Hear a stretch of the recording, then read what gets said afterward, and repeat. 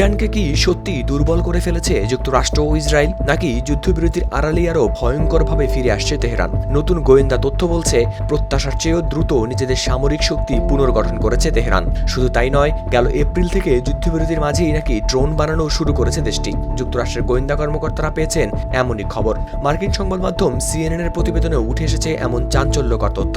গেল ফেব্রুয়ারিতে যুক্তরাষ্ট্র ও ইসরায়েলের যৌথ হামলায় ইরানের বহু ক্ষেপণাস্ত্র ঘাঁটি, অস্ত্র কারখানা ও উৎক্ষেপণ ব্যবস্থা হয়েছিল ধ্বংস। তখন দাবি করা হয়েছিল ইরানের সামরিক সক্ষমতা কার্যত গুঁড়িয়ে দেওয়া হয়েছে। কিন্তু কয়েক মাস না যেতেই সামনে এসেছে ভিন্ন চিত্র।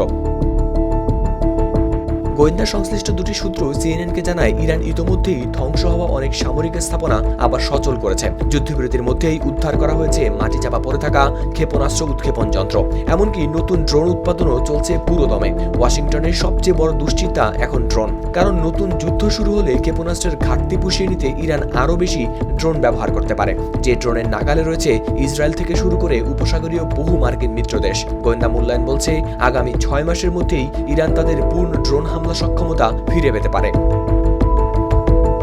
সবচেয়ে অবাক করা বিষয় হলো, যুক্তরাষ্ট্র যতটা ক্ষতির হিসাব করেছিল, বাস্তবে ইরানের ক্ষতি নাকি তার চেয়েও অনেক কম। আর এই দ্রুত পুনর্গঠনের পেছনে বড় কারণ হিসেবে উঠে এসেছে চীন ও রাশিয়ার সহায়তার কথা। প্রতিবেদনে বলা হয়েছে, যুদ্ধ চলার মধ্যেও চীন ইরানকে সরবরাহ করেছে ক্ষেপণাস্ত্র তৈরির যন্ত্রাংশ, যদিও বেইজিং অস্বীকার করেছে এই অভিযোগ। অন্যদিকে মার্কিন সামরিক কর্মকর্তাদের কিছু বক্তব্য এখন পড়ছে প্রশ্নের মুখে।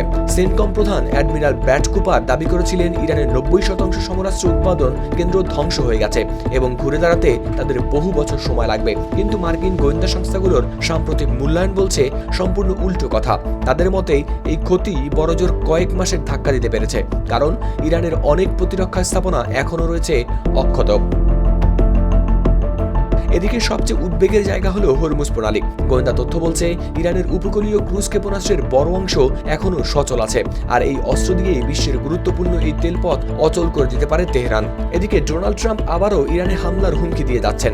তবে যুদ্ধ যদি আবার শুরু হয়, তাহলে এবার আগের চেয়ে আরও প্রস্তুত ইরানের মুখোমুখি হতে পারে যুক্তরাষ্ট্র। আর এই বাস্তবতা মধ্যপ্রাচ্যের যুদ্ধকে করে তুলেছে আরও অনিশ্চিত ও ভয়ঙ্কর। হাওলাদার শামীম, RTV।